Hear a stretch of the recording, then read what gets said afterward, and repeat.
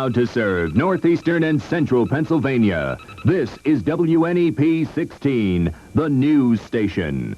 Now, Nolan Johannes, Karen Harch, Chief Meteorologist Tom Clark with his backyard forecast, and Joe Zone on sports.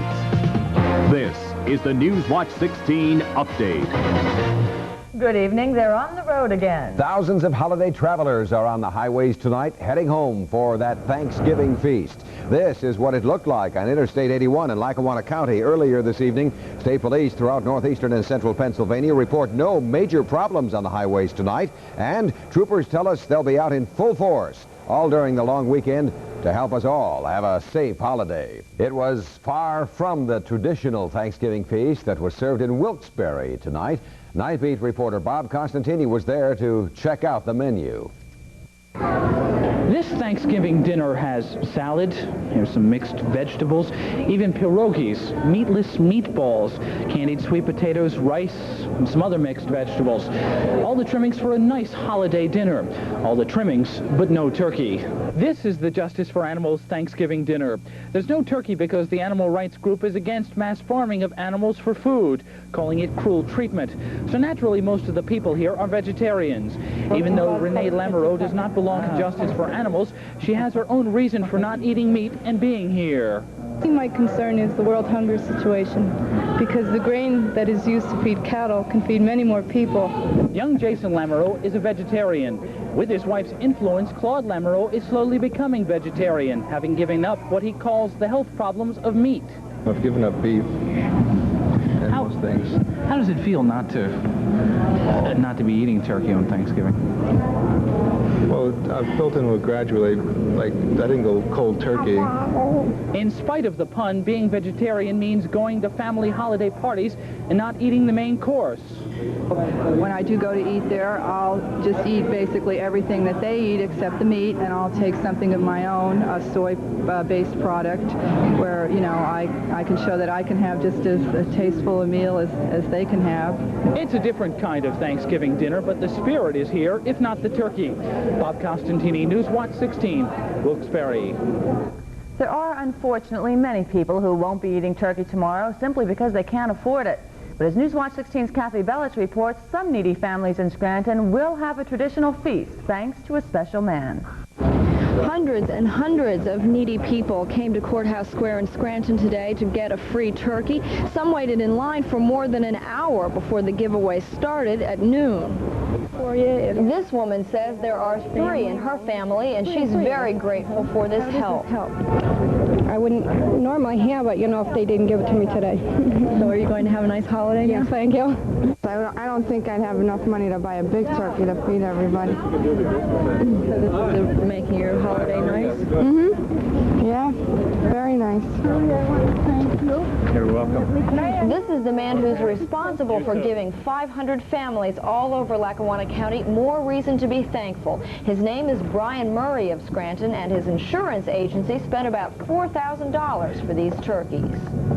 Well, we had a very good year in our business, and we wanted to try to show our appreciation to the community, and we believe, you know, that we have a community obligation, and we're trying to fulfill it.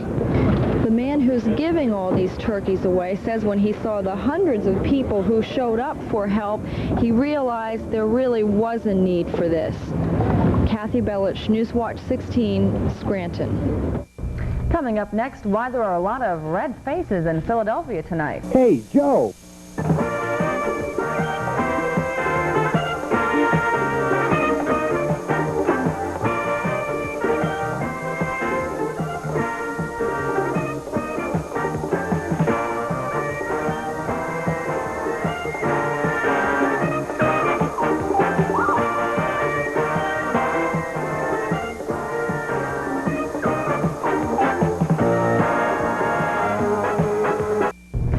Officials in Philadelphia have egg on their faces tonight. The Environmental Protection Agency says the city could face a $327,000 fine for allegedly taking catalytic converters off of the Philadelphia police cars. Catalytic converters are parts of a car's exhaust system that cuts down on pollution. Taking them off violates the Clean Air Act. City officials think they may get away without the fine and instead put the money back into the Philadelphia Police Department. It's fire safety violations that the Scranton Fire Department is trying to correct, and those violations are right here at the city's firehouse itself. One of the safety hazards, too many electrical wires plugged into the same outlet. The city has approved $300,000 in emergency money for repairs, and work on Scranton's firehouse on Mulberry Street will probably begin in January. Still no word tonight on when some hospital workers might be going back to their jobs. Striking nurses and technicians at Wilkes-Barre's Mercy Hospital are continuing their round-the-clock picketing at the facility. They're going into their 5th straight day of the strike. No new negotiations have been scheduled. One thing that was scheduled today was payday. Newswatch 16's Mark Davis reports it could be the strikers' last paycheck for some time. Management and labor in the Mercy Hospital strike were literally on opposite sides of the fence as the strikers picked up their final paycheck at the hospital parking garage. After some talk between the two sides, the garage was picked as a neutral site to pass out what could be the last paycheck for these people for quite a while.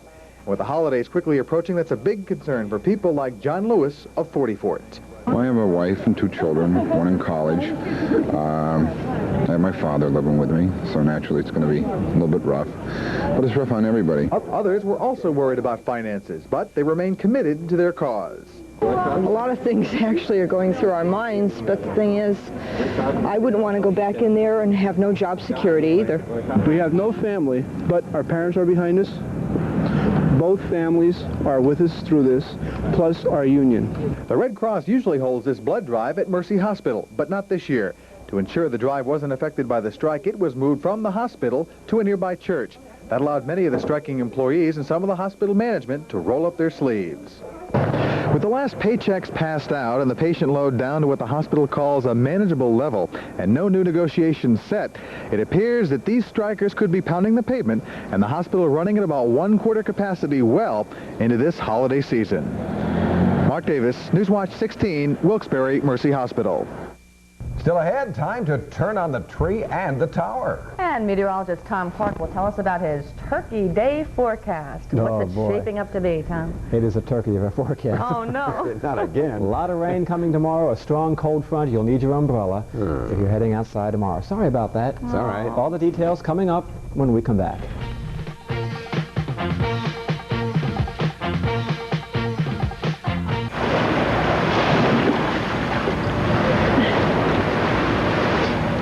I'm Sue Heon from Clark Summit.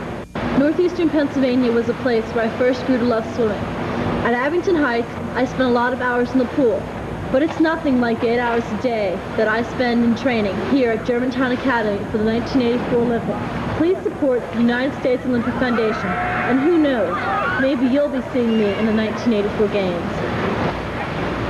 The skies are lit up tonight in both Wilkes-Barre and Scranton with a special holiday glow. In Wilkes-Barre, Mayor Tom McLaughlin had the honors of pulling the switch on this giant Christmas tree. It stands 35 feet tall and certainly adds to the Yuletide spirit for downtown Christmas shoppers. In Scranton, you'll be able to see it light up the night from just about anywhere in the city. The WEJL tower on top of the Scranton Times building was turned on tonight. The tower itself stands nearly 300 feet in the sky, and the colorful lights make it look like a huge Christmas tree, a special holiday tradition in downtown Scranton. Yeah. Chief meteorologist Tom Clark was there high atop the Chamber of Commerce building watching it all happen. I'm glad you're back on home turf tonight, Tom. Nolan, that was a cold, windy, and lonely place. Right. Up on that tower. Glad to be back in my backyard now. We've had a little bit of light rain through the evening hours. No rain now, though, but cloudy overhead. Let me show you the temperature at the moment. It's not cold out tonight. It's sort of cool and damp. The reading is 49 degrees. The humidity is up there pretty high. The wind southeast at 7, and the old barometer is falling, 29.98. The high today in this backyard was 53 degrees. Look at that record high, 72 degrees on this date back in 1931. The low last night was 35. That's close to normal. And the record low 13 set back in 1972. That is Main Street in downtown Pittston as it looked earlier this evening. Very busy with some of that holiday traffic. On Newswatch the 16, take a look at this here. This is out west, and this is out in Minnesota, for that matter, Minneapolis. Look at the snow and the wind. Wind chill as much as 20 below zero out that way, as much as 18 inches of snow. on the ground in some parts of Minnesota tonight. Look at the highways.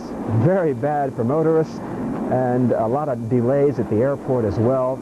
And there's one Boeing 747 right there, taking off from Minneapolis, probably an hour late, I would suspect. Now take a look at Newswatch 16's color satellite photograph. Here it is, the big comma cloud, big giant storm system responsible for 23 deaths across the country as it came in across the Rockies last Monday and Tuesday. Now the center of the storm up over Lake Superior. Here's the cold front here that's moving in towards Pennsylvania. A lot of heavy rain, showers, and thunderstorms, even a few scattered tornadoes in this cloud line here. We won't have any tornadoes here, thank goodness, but this front, now moving into Ohio, will cross over eastern Pennsylvania tomorrow evening, and with it, a period of heavy rain and maybe a flash or two of lightning. Then some colder air will come in behind it for Friday, and we'll see some of this sunshine out here as we head into Friday. But you can see what we have between now and tomorrow night, a lot of cloudiness and a lot of rain pushing in as this storm system moves on up into Canada. Now here's the forecast for the balance of this night. Cloudy skies overhead, a couple of showers as well, but no big deal. 48 the low in Towanda, 48 in Loyalsock,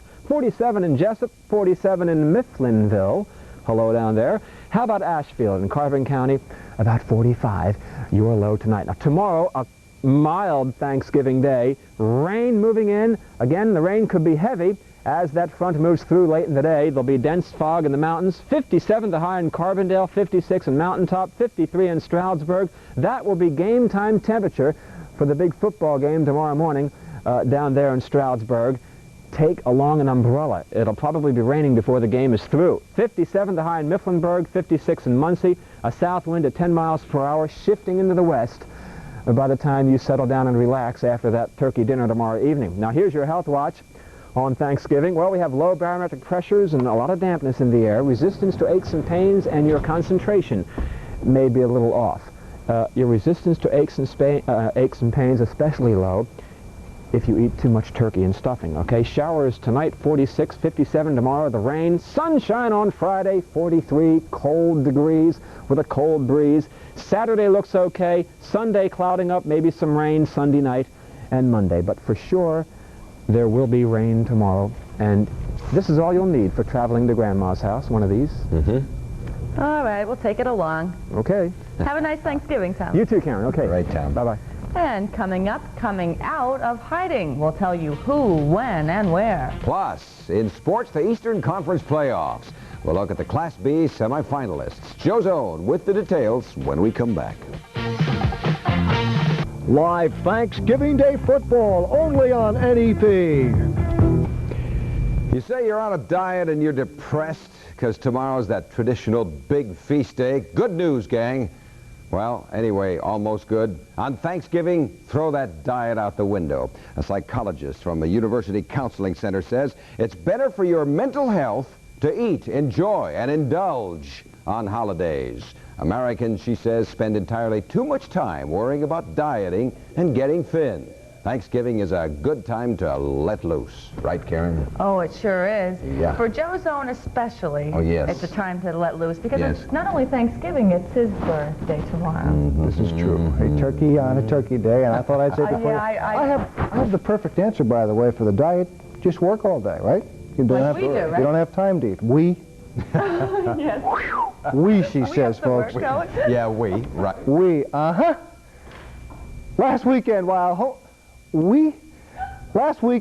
Honesdale and Blue Mountain were opening up the Class B playoffs, Hanover area and Scranton Prep were putting the finishing touches on their league schedule. So, Saturday afternoon, second-ranked Hanover takes on 16th-ranked Prep, and a Class B semifinal. Tim Karlson has a look. Playoff experience may play a part in this ball game. The Cavaliers have been here before, winning the B title last year. Prep coach Phil Angeli hopes that'll be an advantage for his club. Our kids have gone those extra 2 weeks over the last couple of years, and of course being in the playoffs, the pressure situations have developed, and our kids have been able to handle that, and I think that certainly is a slight advantage for us. Look for Prep to go with their ball control ground game as their basic attack plan. Defensively, they play a real tough 4-4 defense, and they're aggressive and quick, and we've consistently been a ground-oriented football team. So I think if we're able to move the football and play possession, then I think we have a good opportunity to beat them. The Hawkeyes are in the playoffs for the first time in 39 years, but this team in pressure games all year seems to know how to handle that added burden. They like playing in front of the home folks, and I don't think we'll be too excited. I think we've been talking about it all week that we have to be level-headed as well as up for the football game. With both teams' hard-hitting defenses, Coach Kopaz sums up what he sees as the most important factor to winning. Field position, again, in a big game, I know I've mentioned that before, always is a deciding factor. The team that has to drive the ball the least amount of yards when you're playing against a good defense, that could be a deciding factor. And waiting for the winner of this game, the Honesdale Hornets, and the B Division Eastern Conference Championship game next Saturday. Tim Karlson, Newswatch 16 Sports. Lots of traditional Thanksgiving Day football tomorrow. The kids at Stroudsburg today got things going a little bit early there with a loud and boisterous pep rally for tomorrow's big game with East Stroudsburg. Stroudsburg, our number 9 team, can clinch the Centennial League title with a win tomorrow. We'll be televising that game beginning at 10 a.m. That's working live and exclusive right here on 16. Fishing game forecast for tomorrow in case you don't join us at the football game. Very early in the morning, and then again some nice peaks. But look at that incredible peak tomorrow morning at 4:30 a.m. And Newswatch 16 continues with Looking for a Friend. I'll have the story of how a big brother can get on the side of a lonely lad.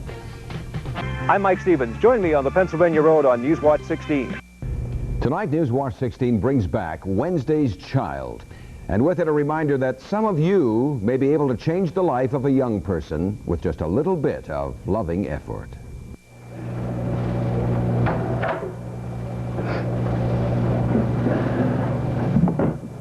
Coming home from school to cookies and milk and Mom. Thank you.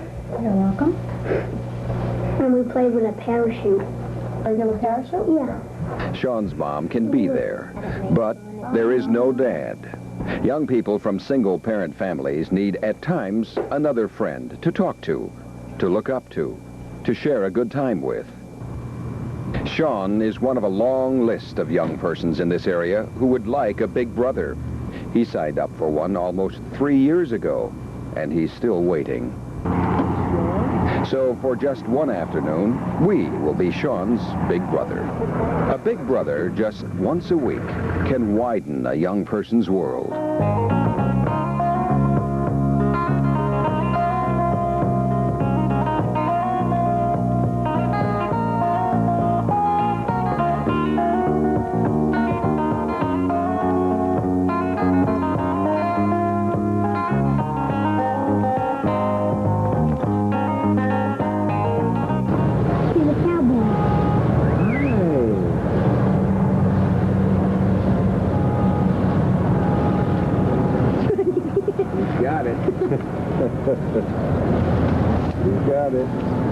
A big brother can be a listener to a young man who just wants to talk.